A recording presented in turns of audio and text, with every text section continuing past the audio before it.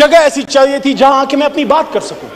تو میری درخواست ہے تمام ایوان کے معزز لوگوں سے, دوستوں سے, بھائیوں سے, بہنوں سے, اپنی بات کیجئے, دوسرے کی سنیے, اور ہم گالی سے نہیں بلکہ دلیل سے جواب دیں. وہاں سے بھی ایک غلطی ہوئی, ہماری طرف سے بھی ہوئی, میں کسی کا نام نہیں لیتا, میں سمجھتا ہوں دونوں نہیں ہونے چاہیے تھے. ہمیں اس ایوان کو ایک ایسا ایوان بنانا ہے جناب ڈپٹی اسپیکر صاحب کہ جس کے ہمارے بچے نوجوان ہمیں فالو کرتے ہیں, ہم ان کے لیے لیڈرز ہیں. ہر باپ ہر ماں اب کم از کم اپنی بیٹا یا بیٹی کا لیڈر ضرور ہوتا ہے. جو درد آج وسیم صاحب آپ نے بیان کیا, پچھلی اسمبلی میں نے یہ بات کی تھی, ہم سب پاکستانی ہیں. پشتون ہم نے ووٹ کی طاقت سے بنایا, پنجابیوں نے قربانی دی, سندھی بلوچ سب نے. میں برملا اس کا اظہار کرتا ہوں, سب سے بڑی قربانی پاکستان کے لیے اگر کسی نے دی ہے, اردو سپیکنگ نے دی ہے کہ اپنا گھر چھوڑ کے پاکستان کو گھر بنایا. آؤ ان کو سینے سے لگاؤ اور ساتھ میں بلوچ کو بھی سینے سے لگاؤ.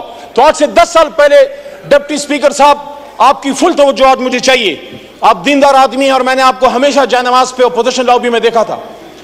میں نے 10 سال پہلے بات کی کہ اللہ ان 100 ناموں کے نیچے الرحمن الرحیم الملک القدوس السلام المؤمن المحیمن العزیز الجبار المتکبر خالق البارئ المصور الغفار قہار الوہاب الرزاق الفتاح علیم القابض الباسط الخافض الرافع المعز المذل سمیع البصیر الحکم العدل اللطیف الخبیر حلیم العظیم الغفور الشکور علی الکبیر الحفیظ المقیت الحسیب الجلیل الکریم الرقیب المجیب الواسع الحکیم الودود المجید الباعث الشہید الحق وکیل القوی المتین الولی الحمید المحصی المبدی المعید محی الممیت الحی القیوم واجد الماجد الواحد الاحد الصمد القادر المقتدر المقدم المؤخر الاول الاخر الظاہر الباطن والی المتعال البر التواب المنعم المنتقم عفو الرؤوف المالک الملک ذو الجلال والاکرام رب المقسط الجامع الغنی المغنی المانع الضار نافع النور ہادی البدیع الباقی وارث الرشید الصبور. اللہ کے 100 ناموں کے نیچے ہم سب اس بات کا عہد کرتے ہیں, آپ ہو یا ہم ہو, ہم اس بات کا عہد کرتے ہیں یہ پاکستان ہماری ماں ہے, اپنی ماں سے زیادہ اس پاک سرزمین کے وفادار رہیں گے. اور اس کے بعد قائد اعظم بیرسٹر محمد علی جناح نے جو باتیں کی تھی, میرے بڑے بھائی طاہر صاحب بیٹھے ہیں, لاء میں میرے سینئر ہیں, قابل احترام ہیں. اگر ہم ان کی گفتگو پہ جاتے, ان کے فرمودات پہ جاتے, یقین کیجئے پاکستان آج سپر پاور ہوتا. اور یہ بنے گا, اور یہ بنے گا جس طرح صوفی محمد برکت علی صاحب فرمایا کرتے تھے. وہ کہتے تھے تمہیں جنگل میں تینکے چنتا ایک ملنگ یاد آئے گا, جب وہ کہا کرتا تھا ایک وقت آئے گا کہ دنیا کے فیصلے پاکستان اور اسلام آباد کی ہار نامے ہوں گے. لیکن اس کی پھر انہوں نے آپ کو آگے کی ڈائریکشن بھی دی, حکومت کیسے کرنی ہے, فائنانس کیسے چلانا ہے, لا منسٹری کا کیا کام ہے, بیوروکریسی نے کیا کرنا ہے, آرمڈ فورسز نے جس کو ہم اسٹیبلشمنٹ کہتے ہیں, آرمڈ فورسز نے کیا کرنا ہے, سیاستدانوں نے کیا کرنا ہے.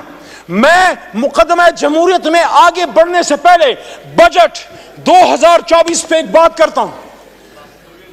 جو بھی حکومت آتی ہے, جو کرنے والا کام ہے وہ اس کی طرف ہم نہیں جاتے. ہم کہیں گے برا بجٹ ہے, یہ کہیں گے اچھا بجٹ ہے. لیکن اس آدمی نے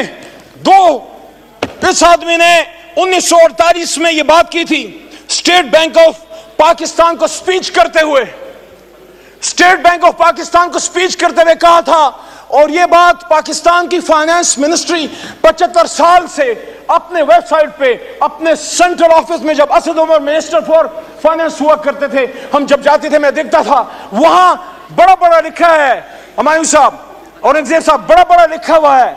قائد اعظم نے سن 48 میں فرمایا, مفہوم ہے تقریباً, الفاظ ایسے ہی ہیں تقریباً, کہ I shall watch, state bank کو کہہ رہے ہیں کہ I shall watch with keenness the work of your research organization in devising the banking principle according to Islamic banking system. ایسا ہی ہے. اور اس میں وہ یہ بھی کہتے ہیں Honorable Finance Minister صاحب کہ the Western economic system has given the world nothing but 2 world wars. تو انہوں نے ہمیں راستہ کیا دیا, راستہ یہ دیا کہ آؤ دنیا کو ربا فری, سود سے پاک معیشت دیں. مسلمانوں نے ہند نے جب پاکستان بنایا تھا لا الہ الا اللہ محمد رسول اللہ کے نام پہ, تو ہم نے دنیا کو جب ایک نئی ریاست دی, اللہ رسول کے نام پہ پہلی ریاست ہے اور شاید آخری ریاست. تو وہاں ہم نے دنیا کو اپنا اکنامک سسٹم دینا تھا. ہاں مشکل ہے اور جیسا مشکل ہے, لیکن سفر وہ جو نیلسن منڈیلا نے کہا تھا نا کہ journey of 1000 miles starts with a single step. Let's take that step today from the National Assembly of Pakistan, my learned brothers and sisters. دوسرا, قائد کی بات تو بڑی ایک انسان کی بات ہے. اللہ کیا کہتے ہیں سورہ بقرہ آیت نمبر 276, الذين يأكلون الربا لا يقومون إلا كما يقوم الذي يتخبطه الشيطان من المس ذلك بأنهم قالوا إنما البيع مثل الربا وأحل الله البيع وحرم الربا فمن جاءه موعظة من ربه فانتهى فله ما سلف وأمره إلى الله ومن عاد فأولئك أصحاب النار هم فيها خالدون. مفہوم یہ ہے کہ جو لوگ سود کھاتے ہیں وہ اس جہان میں ایسے اٹھیں گے يتخبطه الشيطان من المس, جیسے ان کو if the evil has touched them. اور پھر آگے کیا کہتا ہے اللہ تعالیٰ؟ اللہ آگے آیت نمبر 276 میں کہتا ہے یمحق اللہ الربا ویربی الصدقات واللہ لا يحب كل کفار نثیم. اللہ ربا کو ختم کرتا ہے, سود کو ختم کرتا ہے, اور اللہ صدقات کو بڑھاتا ہے. اور آگے پھر اللہ کریم کیا فرماتے ہیں؟ یا ایھا الذین آمنوا اتقوا اللہ وذروا ما بقی الربا ان کنتم مؤمنین.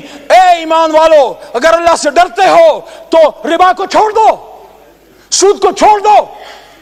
سارے بجٹ پھر آپ کی ملک و قوم کی ترقی کے بجٹ ہوں گے, چاہے نون بنائے, پیپل پارٹی بنائے یا ہم خان صاحب بنائیں. اور آگے اللہ کیا کہتے ہیں؟ یہ بڑی سخت آیت ہے.